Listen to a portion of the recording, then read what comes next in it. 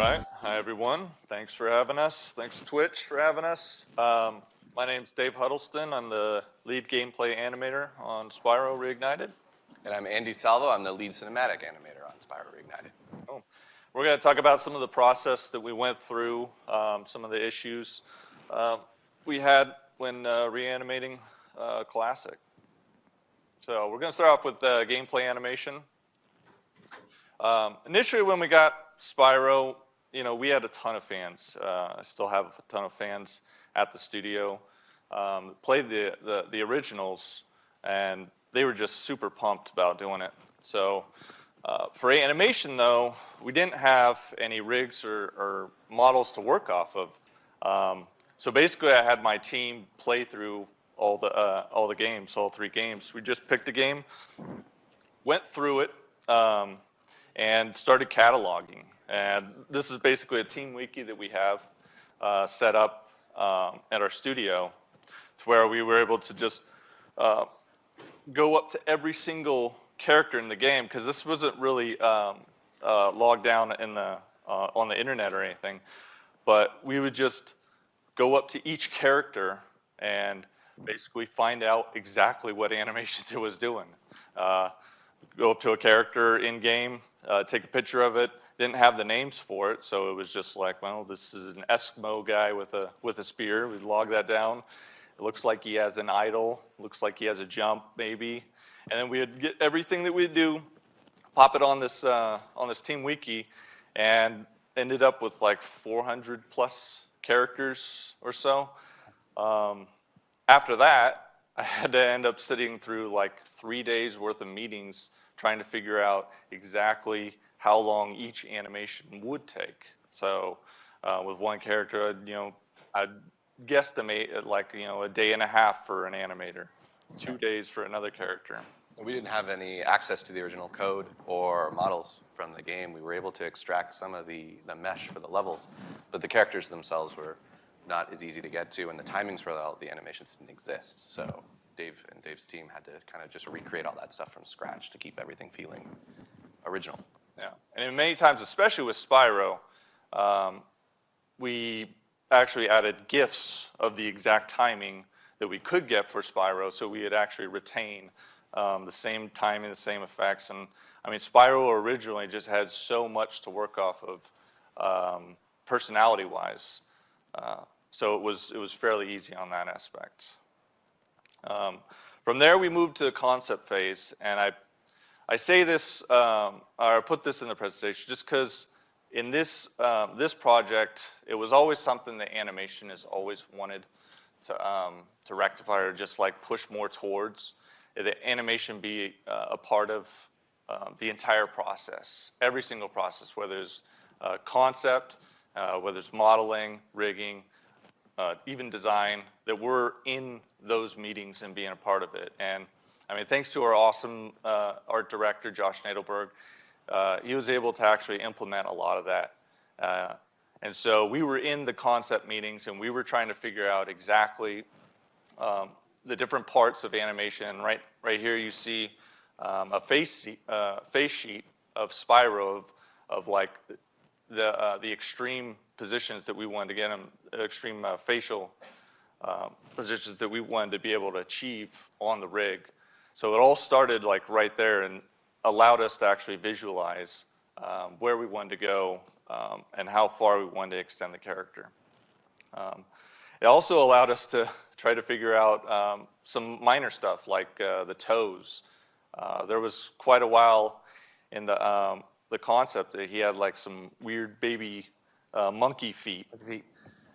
Very tiny toes, very pointy. Tiny toes, and it's just it went even to modeling, went all the way to rigging. We started doing tests with it, and it just started looking weird. And so, I mean, we took maybe 2 to 3 days just figuring out different types of toes.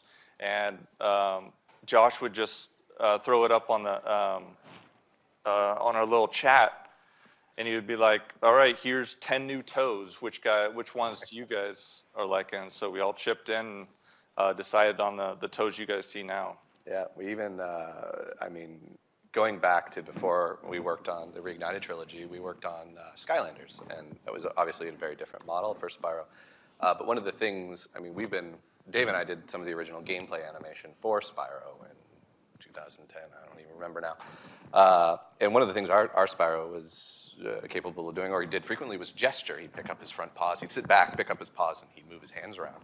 And so we came into this game thinking, oh, well, we'll need to do that again. So it's hard to get a good hand shape when all you've got is the 3 paddle fingers and no reference point with the thumb. So we actually ended up adding a thumb to Spyro because we figured we'd need one. And then going through and doing the animations where he was gesticulating and looking back at the originals, he doesn't gesticulate. In game 3, he waves once, but the rest of the time his paws are pretty firmly on the ground. So we ended up not really using the thumb, but it does still create much better shapes in the flight and the runs. You see the fingers curl over, and that thumb kind of really grounds the shape of what the paw looks like. So I'm happy they're there, one way or the other. Yeah, speaking of the original Skylanders, I was just telling him earlier that we were super excited when we got eyebrow controls. We were so pumped about that because the original, we would just have to squeeze down the eyes, the geometry, and just open it, and that was a blink. And we got eyelids, eyebrows. Very exciting. Yeah, and so that would bring us into the rigs, which this is the current Spyro rig that we've worked with. And our rigger, Sammy Lohr, like, we've worked with her constantly going back and forth, and we've tested this rig back and forth. She's come up with an amazing like wing system that we've used on all the dragons, and she's just been doing such a great job. But a lot of that system is just a back and forth too.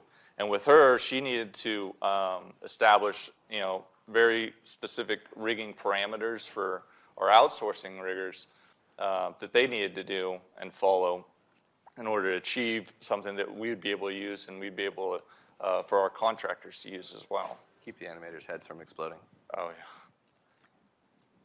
All right, so this guy is actually the very first Nork we were using as our test guy.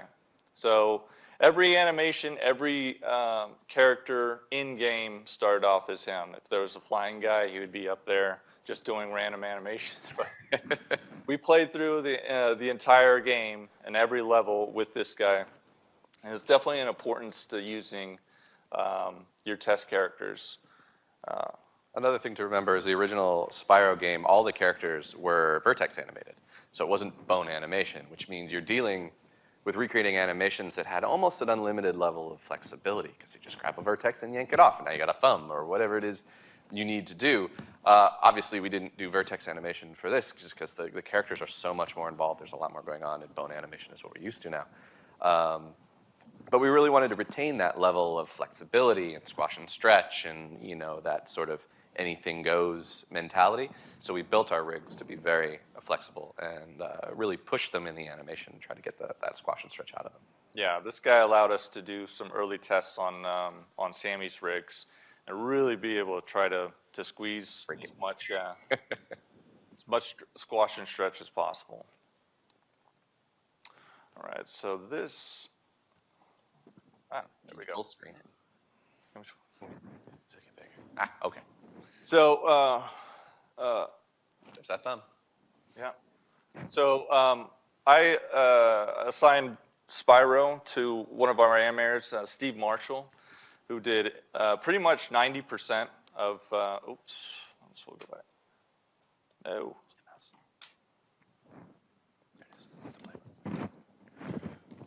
Did 90% of the animation, and with the run, he did vary up from the original run. I pretty much told him to push it as much as possible. Let's see what comes with it. Keep the the original aspect of Spyro into this run. Bring in the aloofness and just the personality of Spyro. And this was pretty much his first take at it, and he knocked it out of the park, I thought. It was a lot of fun. It was very hoppy, very cat dragon-like, and he truly did capture that. Yeah, he really did push it too. We had to pull some of the bounce out of it because it had this great big bouncing hop, and it was just the most entertaining thing to watch on the screen. But it called a lot of attention to itself. And the camera rides behind Spyro, so the higher he gets off the ground, the harder it is to see where you're going. The original locomotions for Spyro were pretty linear, pretty on a line. So seeing Steve really take these and run with them and push that great animated timing and cartooniness of it was great to see. It really brought that character to life. Yeah, and basically that's our philosophy, as all animators know. You push it until it's too much, and then you bring it back just a little bit. And throughout the game, I mean, this is pretty much a testament of just how our thought process was on each one of the characters. Is that, we would study the old game, look at the inspiration from it, look at the personality from these guys, and then just try to translate and try to bring up something new. So when I animated this guy, it's all about a sheep in this giant guy's clothing, and just the way he moved, he just needed to dangle all over the place. I just imagine this sheep inside. He just had all these like wooden controls, just trying to figure out how to move this giant dead scarecrow type guy, make him look as creepy as possible. We really lucked out with the concept art coming out, because obviously there's a lot to interpret from the original game here. It's an orange circle in a witch costume. So seeing what the concept artists were able to do with it and run with it, it just was so exciting to see those concepts come back and go, oh, we get to animate that? That's going to be wonderful. That felt like such a huge process in our animation. It's just like you would see the concept, and every time I would send it to like an outsourcer, or I'd send it to the guys in-house, I would attach that concept and be like, okay, look at this, look at the original game animation, because I'd send a video of the original animation and be like, use the inspiration you're getting from this concept art, because they did so well. They did so awesome on the concept. This is one I wanted to put in because I really pushed for this, and the alternate idle animations didn't get in till the very end. Obviously, we have the ones from the game, which was important to keep in. But then I wanted to bring something a little bit more to the game, and so I put a hard line at like 5 new alternate idle animations. There was like a sneeze that I wanted someone to try, and then that's due to our VFX guy Terry Allen and our sound guys and technology. Jan Stack, design guy that. All that had to just accumulate like right at the last moment. That one was the last one to actually get in. But generally, we just said, okay, he's basically like a cat-like dragon. So reference cats. We all have dogs dragons, too. We have a lot of dogs in the office. Yeah, we're a big studio. Cats, dogs, any sort of quadruped, we'll use whatever we can. Yeah. Yep. So. You now. I'm up. All right. So I was the lead on the cinematic animation Spyro. There was about an hour of cinematics, which is a lot, and we brought in a lot of outsource to help get it done. But one of the things we do in our approach at Toys for Bob is we try to keep all the layout in-house. So we use animators for cinematic layout, and they're responsible for coming up with the initial layout, placing the dialogue, coming up with the camera angles, and doing an initial blocking pass, which is essentially our layout pass, and then giving that over to the animators for polish. It allows us to control as much of that cutscene as humanly possible before it gets out the door and before somebody else starts working on it. We did have to spread out a little bit of the layout work this year because there were just so many on this project. Yeah, we were able to keep mostly within the process we like to work within. Here's some more phase sheets. When we got Spyro originally, we had our artists take a crack at it, and then what really brought the project to life to the studio was when we started to pose the first couple of rigs we got and try to get them into those face poses and see, can we reach this pose? Do we need to send it back to modeling? Does the rigger need to take a look at it? How do we get all these really extreme poses out of them? And the first crack at the model was by Megan Gritzfeld, and she did a really bang-up job on the face. Like, we went back and we changed the feet and the wings and whatever else, but the face, outside of getting like touched up on the rig side, very few changes. And I can't believe with how much we pushed that face, the level of work that she did on it was amazing.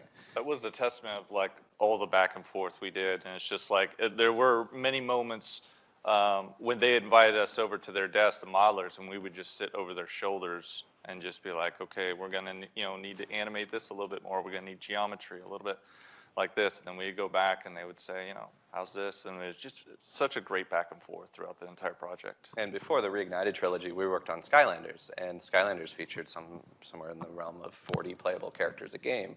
So you're not getting the time to sit and go over each one with the modeler and I wish the face did this, or there's no time. So sitting down with Spyro, it gave us the chance to really drill down on a specific character and get him to look exactly the way we wanted, so he would act and do all the things that we needed him to do.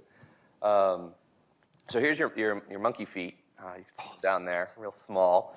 And it was very similar to the original shape of the feet. It was just kind of these little pointed nails, and it was very hard to get a good shape out of them. You couldn't tell when they were balled up because there wasn't enough volume, which is, this was the first version we rigged. And the initial tests for these were how we tested out the rig, just to get a sense for, do we like the way it moves? And what can we do to make it better? And it's one of our test animations. No dialogue, no audio. Do we have sound? I don't know how to do sound in this. Is there sound? Do we have tech support? We should have tested that. This button. I'm afraid to push a button and then have it not do what I want it to do. Okay, well, anyway. Says things. He says things. So one of the great things about doing the development on the characters is, because this game existed, we had the audio. We had to pull it out of the game and just go and capture the audio and play it back. So all our dialogue lines had music in them because we weren't able to strip out the music. But we were able to animate to the original dialogue. And then when we re-recorded all the dialogue, which was obviously necessary, we'd go in and retime the animations to fit with the new delivery by Tom Kinney, which was a fun process. Okay. And then, obviously, because we were working so much with outsource, we really drill down and do a lot of face sheets to keep characters on model, so the outsource can obviously continue to animate them like we animate. And we did some outsourcing from other countries, and we found that giving Lipsync poses, mouth poses for all the shapes is really useful, because they can wander off into different spaces where you start getting back mouth shapes you don't expect to see along with certain parts of the dialogue. And there's some more face sheets. We had a lot of really fun NPCs this time around, and Professor and Ripto are a few of my favorites to pose. So one of the big tasks we had ahead of us when we looked at this game is there are 30 some odd minutes of these hand-animated, pre-rendered cinematics.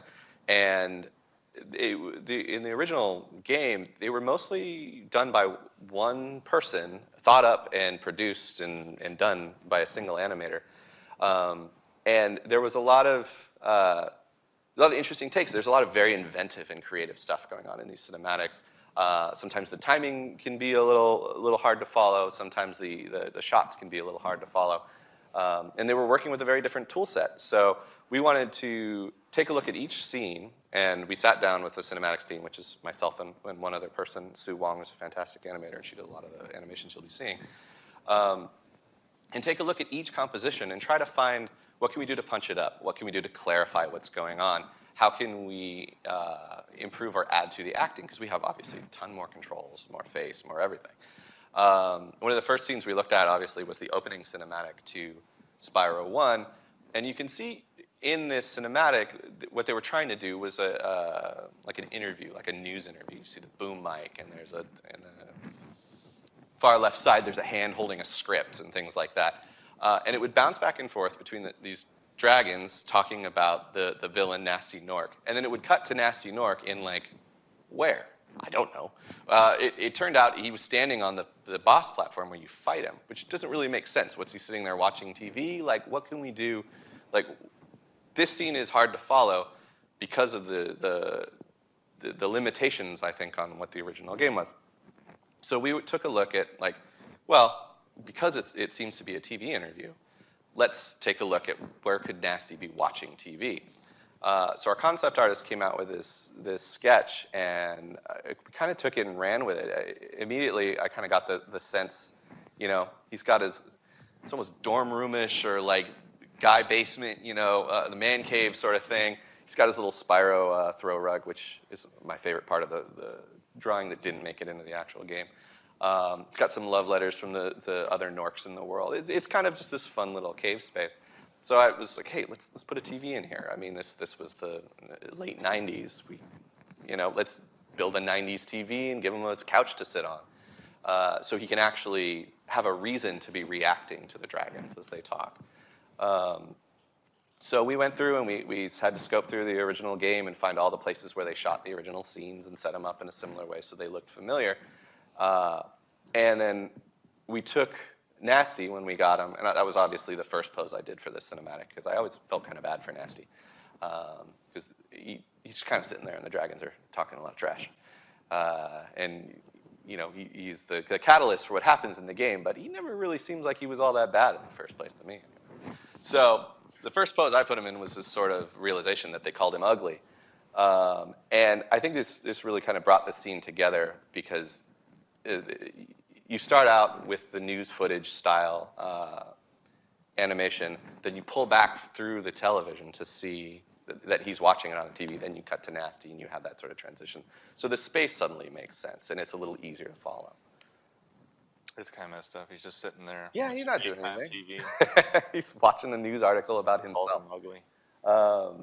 So it's going to be tough without audio. Similar to what we had to do in Spyro 1, Spyro 1 had a very limited number of fully animated cinematics. 2, decided they were going to go all in on cinematics. There's a ton of cinematics in 2. Not only is there the story cinematics, which range in the range from 45 to 2.5 minutes long, which is long for a cutscene if you ask me. But every level had an intro and an outro. And they were all 20 seconds approximately, and they were like these Looney Tunes sort of cartoons. They didn't have any dialogue. They would have audio. Let's see. Can I get it to go? Wrong one. There we go. Oh, come on. There we go. So on the left, you see the original, and you see the... when we first watched the cinematic, and we did sit down, we watched these cinematics over and over, we couldn't figure out what was going on. It took us... repeated watch-throughs, reading the wiki, and going, what just happened? And so, if you watch it again, you see, okay, there's these guys, they go, oi, oi, oi, and they lift up the goat, and you don't know where the goat's going. And it's like, oh, there's a hint. There's a Yeti. And they walk over, you don't see the Yeti, you do see the Yeti, and then one dude's gone. But the goat's still there. And we're like, so it took a little while. We figured it out. And we're like, okay, we get the joke. Can we punch up the joke? Can we clarify it? Can we just, make it a little easier for the viewer to follow? Because they're not going to get a chance to watch it twice in gameplay. You only get a chance to watch it once. So our take, we open on the Yeti. He's hungry. His tummy rumbles, a little hard to see at this size. He roars for another goat. He's still hungry. They run to get the goat. So we're started a little earlier in the process just to clarify the sequence. And the goat clearly realizes what's going on. He's not happy about it. Again, we're just reinforcing hungry. And then just a little clearer the reaction of what happened. The guy got eaten instead of the goat. There's gobbling noises and all that. So yeah, our goal was to just clarify all these gags and try to punch them up and make them funnier if we could. And some of them were great. Some of them were a little confusing. But I think in the end, we ended up using a lot more of the original than we thought we would, looking at what was there. Because the more you watch them, the more you kind of get into that original tone and that original style. So here's another example. I'm just going to play the first bit of this. It takes a little while to start up. This is one from Spyro 1, where if you look at this, go a little longer. So another thing we did was we took a look at compositions and the camera work and just how they're using the screen space. And if you look at the cinematic, there's a lot going on here. You got a sheep, you got Spyro, you got 2 dragons, you got the boom mic, and you're like, how tall is this cameraman? He's underneath the arm of the guy holding the script.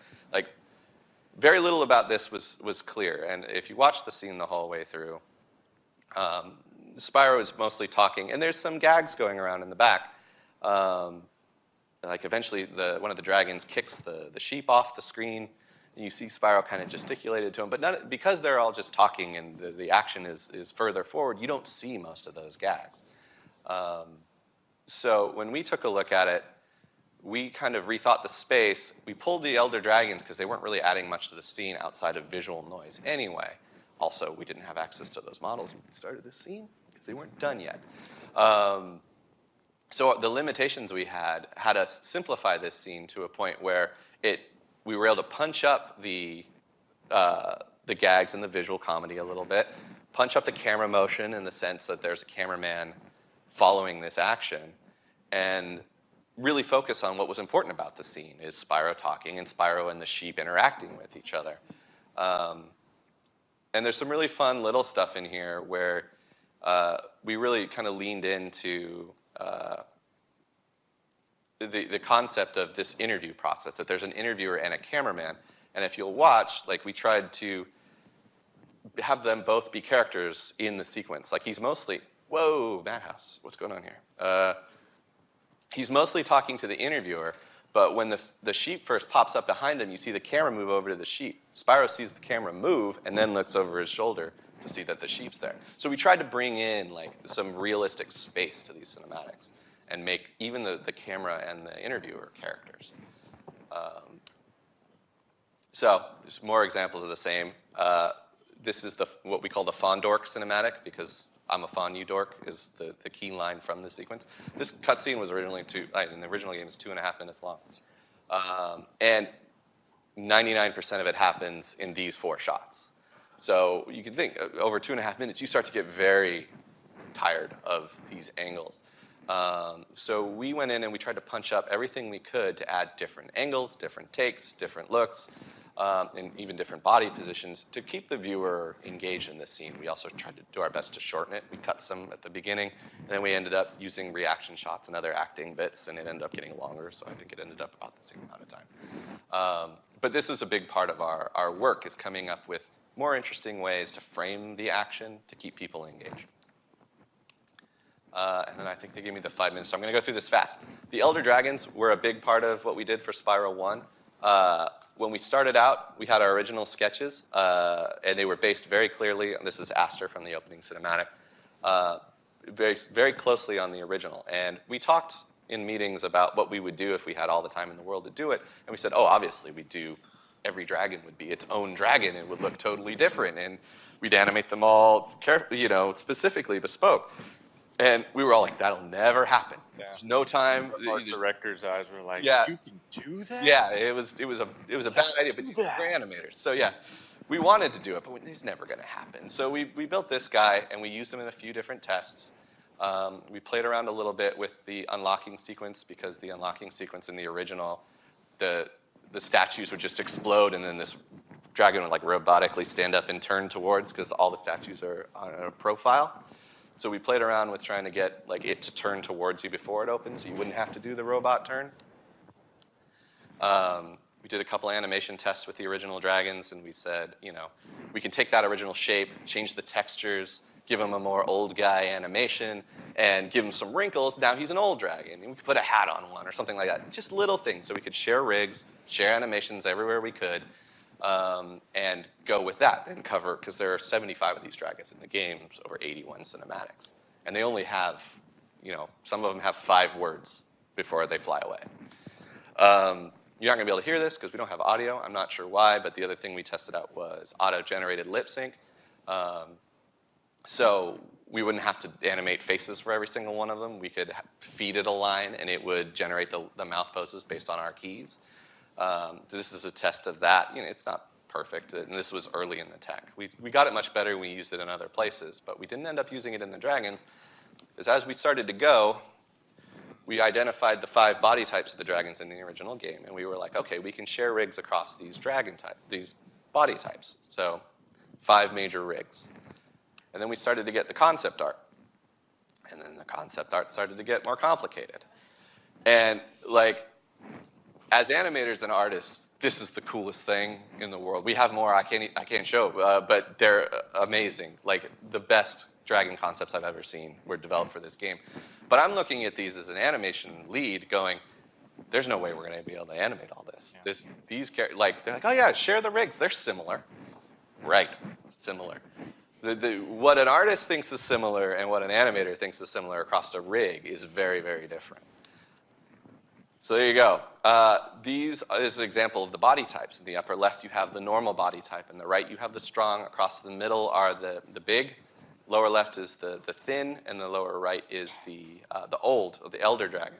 And you notice those two elder dragons are in the same pose, because they were like, oh yeah, just share those rigs. You can share the animation. They're both holding something circular.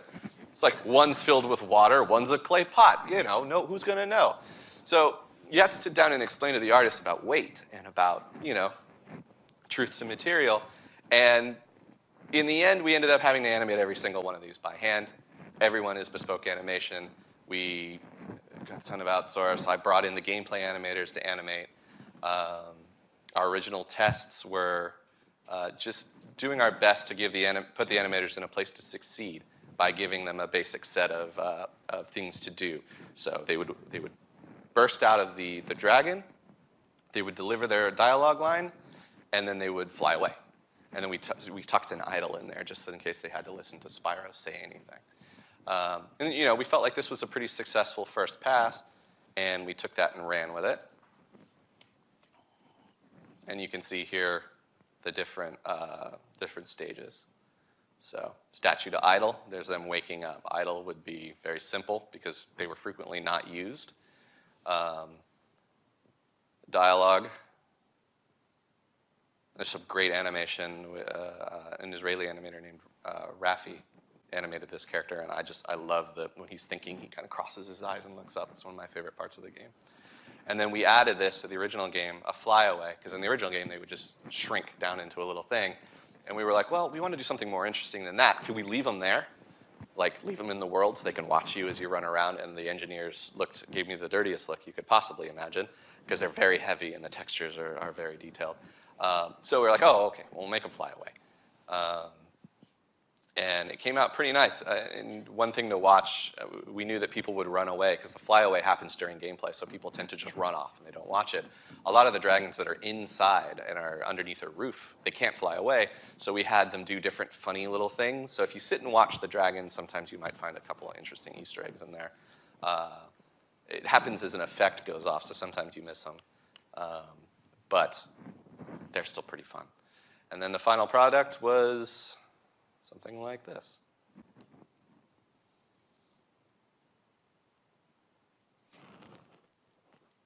And again, without audio, this loses a little something. He's talking about attack frogs. Cold-blooded killers. Cold-blooded killers. Used to be such a nice swamp. You've heard the audio a lot. Yeah, we listened to these over and over again. And we had some really great voice talent in this game. There you go. Well, that's our presentation. Thank you very much to Twitch for having us. Thank you, guys.